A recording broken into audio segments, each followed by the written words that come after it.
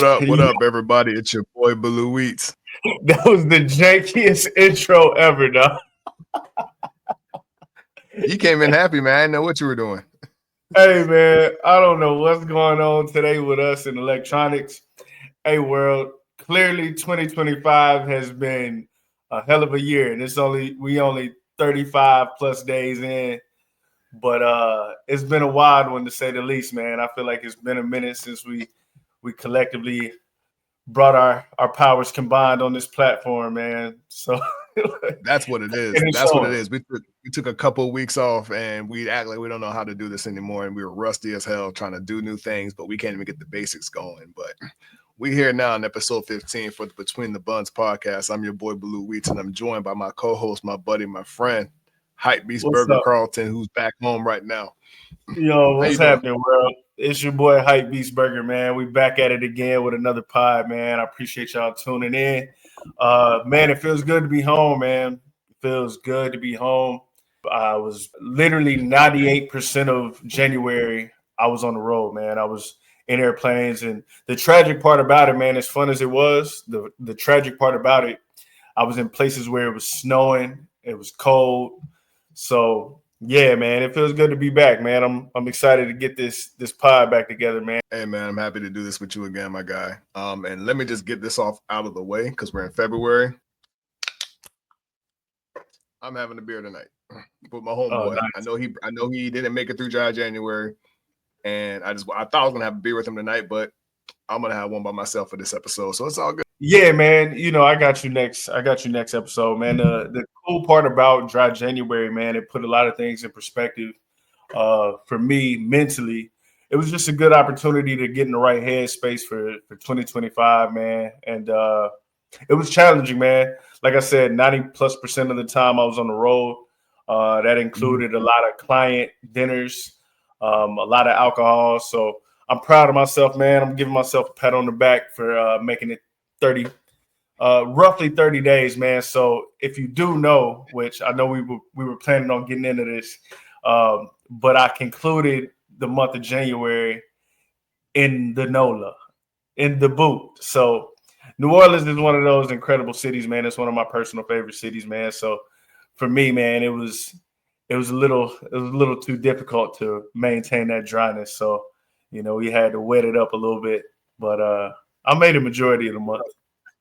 What a place to stop at right at the end of dry January, where the most temptation, if not New Orleans, I'm sorry, if not Las Vegas, New Orleans, to be tempted to not drink. You know what I mean? So I give you a lot of credit for making it that far. But, you know, New Orleans is a great city. New Orleans is a fun city. I still remember going there for Mardi Gras, I want to say back in 2014 when I went, and it was a blast. And right now in 2025, right now it's Wednesday, the 5th of February, but this coming Sunday, the Super Bowl is taking place in the NOLA between the Chiefs and the Eagles. And since we're talking about New Orleans, this should be considered a holiday, if you ask me, because the world is watching, whether it's the game, whether it's the ads, whether it's the halftime show, which is going to be a dope halftime show. I'm excited for this rematch, man. How you feeling?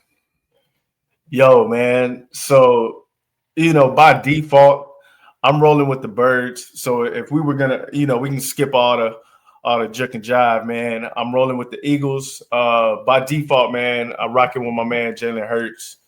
You know, they got a couple Bama boys on the roster, man. So yeah, man, we going with the Eagles, man. Let's see what the Birds do. I think the world, especially the hip hop culture, we tired of Taylor Swift. I think a lot of like sports fans are tired of Taylor Swift hijacking football every weekend during football season. So needless to say, man, I'm one of those ones that's ready to get the Chiefs up out of there, man. So let's go Birds. You know, I want to touch up that there's a lot of Georgia Bulldogs on the team too that people want to highlight.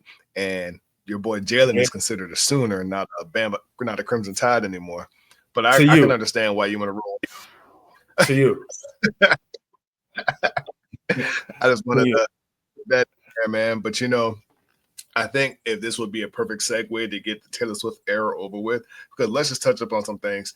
You know, she did bring in a lot of revenue for the NFL with her making an appearance and they tied a lot of theories and stuff to last season of the Chiefs winning. But as you said, and as a lot of actual NFL fans, I'm sick of it. And what better way to have it be segued out by the Philadelphia Eagles winning with Jalen Hurts, Saquon Barkley, that stout defense, and then Kendrick Lamar halftime show. It's screaming Happy Black History Month already. Yeah. I know Mahomes is black too, but I mean, he already got 3 rings, and Jalen's ready for that payback, and this is a much better looking team. Yeah, so man.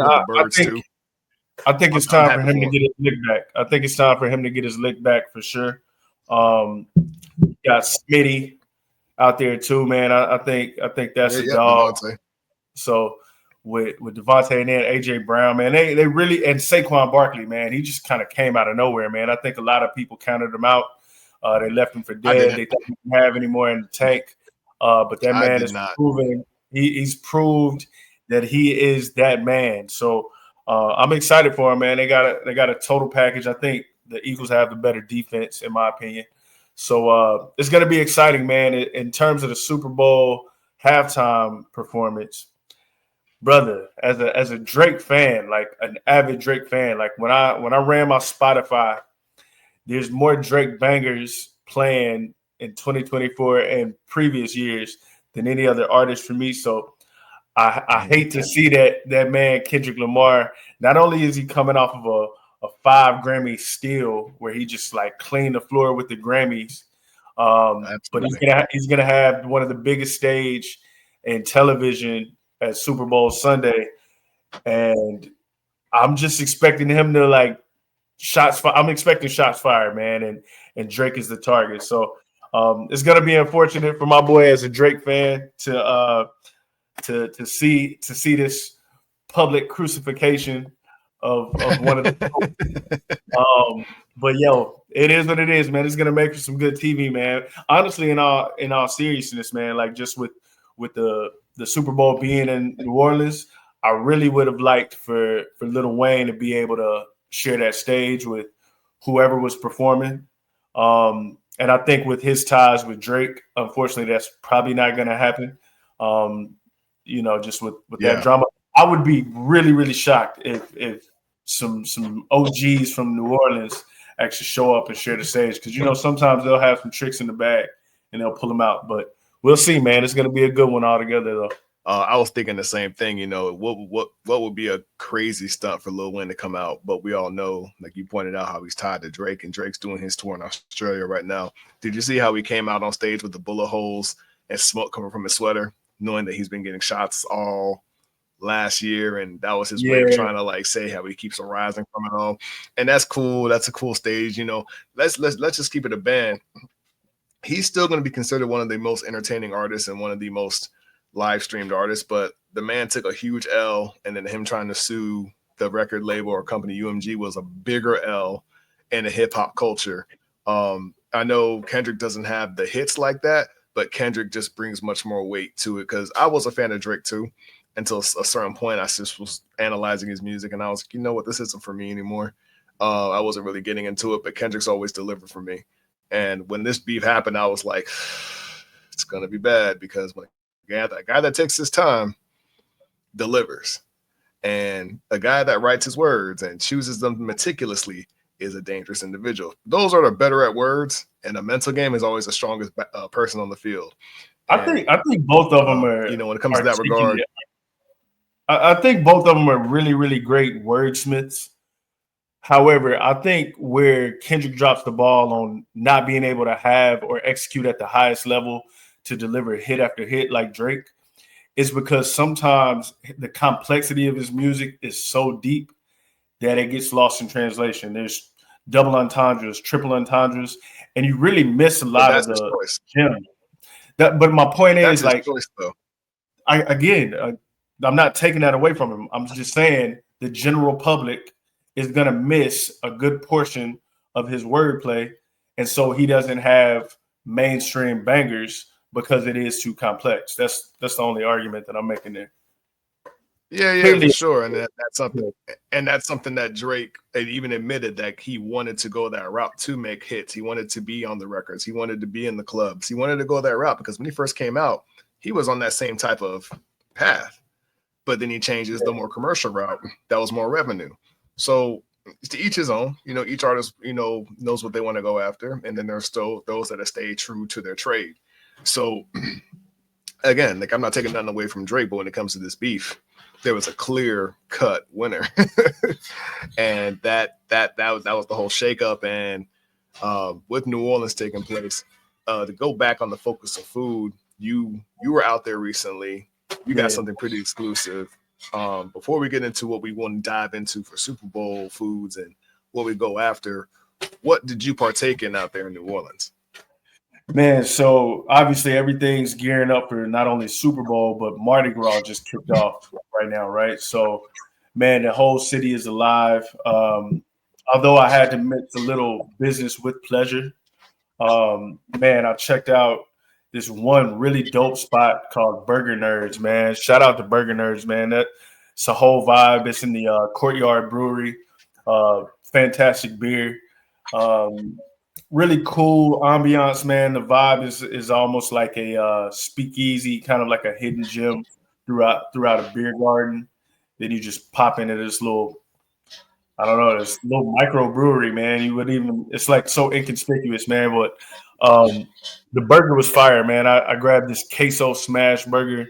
The thing was messy, juicy, loaded with texture, loaded with flavor, really cheesy, man. It was everything that I like in a good burger, especially when pairing it with solid beer. So shout out to them, man. Them boys are doing it right. So I actually hit a brunch spot too, man. And this was right when I touched down, but it was called Birdie's. Solid burger. Nothing too crazy, man. I felt kind of awkward because I had just landed. And, I'm sitting there eating brunch on a Sunday by myself. And there was a lot of like groups there. I mean, I'm chilling, but the only thing is like there's no bar. So like I'm no stranger to like solo pimping at a restaurant or anything like that. But I'm sure New Orleans has seemed crazier on a Sunday morning. Yeah. So my buddy Kevin myself is causing too much of a fuss. My buddy Kevin was like, man, people probably looked at you and thought everybody's hungover and he's the only one that made it up for breakfast. So I wasn't tripping about it, but I definitely sat at a four top solo, sipping on water, and enjoyed a nice little double burger smash. Shout out to Birdie's. Cool vibe there too, man. There's another restaurant, I won't even name them, but I went there. Their Google open hours was incorrect. So I literally walked about a 15, 20-minute walk to get to this one particular place to get a burger. They were closed. So then I just stumbled across Birdie's. So shout out to Birdie's for being open and providing a burger for your boy once he touched down in NOLA, man. But there's nothing worse than Google hours being wrong. There's nothing worse than that, man. I think a lot of restaurateurs don't understand the importance of staying up to date when it comes to social media and everything online. People are using these devices majority of their day.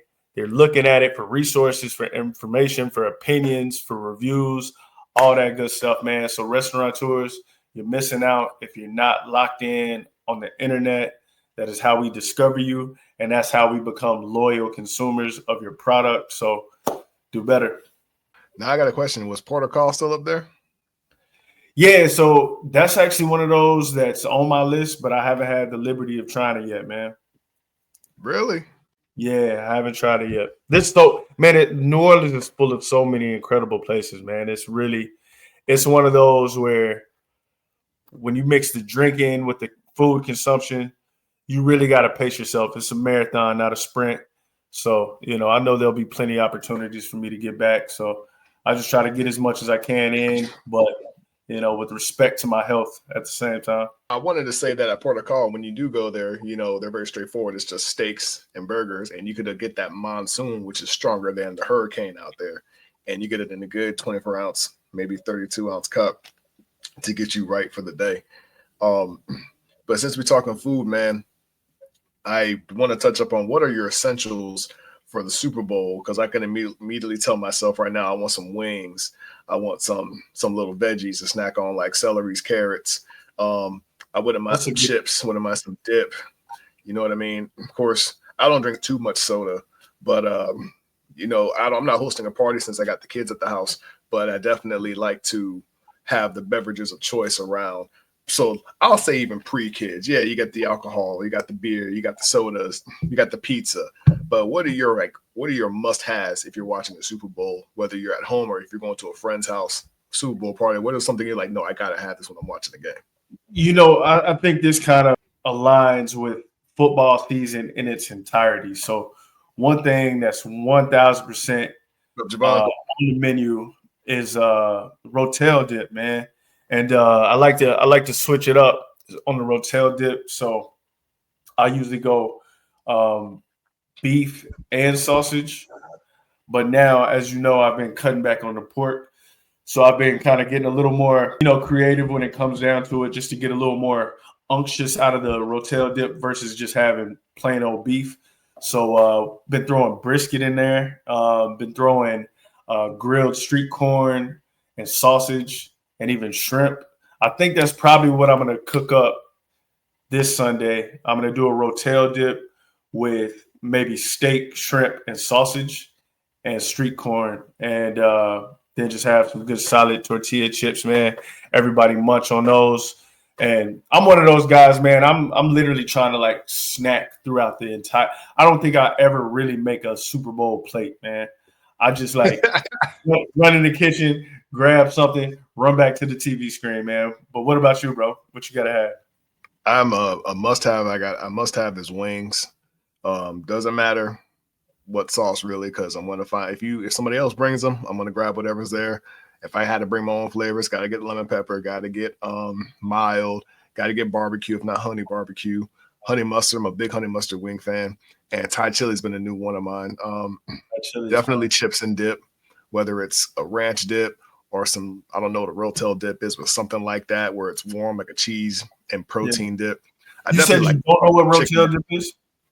No, I don't. Like you were describing it, I'm thinking I don't think I've ever had that, but wow. So let me Rotel peppers. Like you've seen the little Spanish can. It's literally just fire roasted peppers, like, and it's a culmination. What up, fellas? But you throw that in some Velveeta cheese or some queso blanco, and you grind up drain it up, grind up any kind of protein that you want, and just kind of mix it up in a crock pot. Let it simmer, let it do its thing. But it's fire, man. Dang, you gotta get on that. Yeah. Cause see, I've done something like that, but I used I did the whole cracked chicken recipe. Cracked chicken dip. Yeah. So I did that for one Super Bowl, and then I know Sarah made a really good buffalo chicken dip too, because buffalo chicken is like one of her favorite things to mix up. Speaking of wives, Sarah, my wife, she does what she calls Sam's dip, and this is just some made up concoction. Shout out to serendipity. Sam's dip is some guy named Sam apparently came up with this dip, or some girl. I don't even know what the origin of this is, but they literally just took chili, cream cheese, and threw provolone cheese on top of it, and just melted up really nice. Good. Yeah, and you use the Frito scoops. Fire. Somebody from my chat just said, I feel like don't call it a party if it ain't a big party spread. And that's, I mean, what are you doing if you ain't having a big spread? Yeah, you gotta have all of it, man. Like you hit something that I thought we never would really talk about, which is vegetables. We rarely talk about our vegetables, but definitely celery and carrots and even the broccoli florets. That's always fire to just kind of munch on, like in between, like just to kind of soften up the palate, man, from eating all the fatty foods. You know what I mean? It's funny because I was just messing with Sarah about it because she always gets a veggie tray, and we joke about how only you and one other person eat it, being her. And there was literally a party for Isaac's birthday, and there was a veggie tray and it was not touched. And so we're cleaning up, and I'm thinking, hey, who wants this tray? And everybody's like, I don't want that. And then somebody said, nobody wants that white people food. So I dumped it. No shit. 20 seconds later, here comes Sarah. Where'd the veggie tray go? And I'm like, oh, nobody wanted it. And she was like, I wanted it. And it's like, wow. Well, so literally today we're talking about what we're gonna get, and she's like, "Oh, I'm gonna grab a veggie tray from Sam's." I was like, "All right, not a bad call." Now she knows Somebody just just to get chimed the in on the small chat one. saying, Get the small one. Nah, because she loves the tomato, she loves the cucumber, she definitely loves the celery, and that dip it comes with. Yeah. I am Von Doom. Gotta have the chips and dip, wings for show. See, like those go hand in hand. Chips and dip and wings are like a must. I'm surprised nobody's saying wings and pizza. I feel like that's a Super Bowl classic too. Yeah, I had to throw in pizza in there because that's you can never go wrong. I mean, those that do barbecue in the Super Bowl, I'm like, you were asking not to leave the couch because that's just so heavy. Yeah, but not only that, man, it's so much entertainment during the course of it. You really don't want anything that you have to really be preparing and working on throughout, that day, man. I just want to have a nice little buzz. Hopefully I make it to the end of the night in the fourth quarter. And man, I just want to be able to freely like grab finger foods. Nothing crazy like that. You know what I'm saying? Yeah, I'm trying to actually find another option for chicken wings because I got a 10-piece maybe sometime last month and paid $19.95, and I was like, wait a minute, that's damn near $2 a wing. So I'm like, I gotta find a better option because don't get me wrong, the wings are good, but it's like I know there's an egg shortage right now, so even Waffle House is jacking prices up for eggs. But I'm thinking I need to find another wing option because I'm not trying to pay an arm and leg for 20, 30 wings when 10 is $20. It's getting weird out here, bro. It's getting weird out here. I'm telling you, like it's always a shortage, and it's always poultry. And then even broccoli, and this can be another episode, but you seen the pulling of broccoli and chocolate now because of deaths and things from Walmart. It's scary times. I think it's the DEI hires in the packaging companies, man. The DEI. Dang, that just happened though. I'm bullshit, man. That was a bad joke. Probably too soon. No, but I was like, that's crazy. Javon jumped in, bought to be vegan wings. You know what? I had a vegan meal not too long ago, and we can talk about this in the next episode because I may dive into some vegan options every now and again. I can never fully convert, but this one restaurant, black-owned restaurant in Longwood, has a whole vegan spread, bro.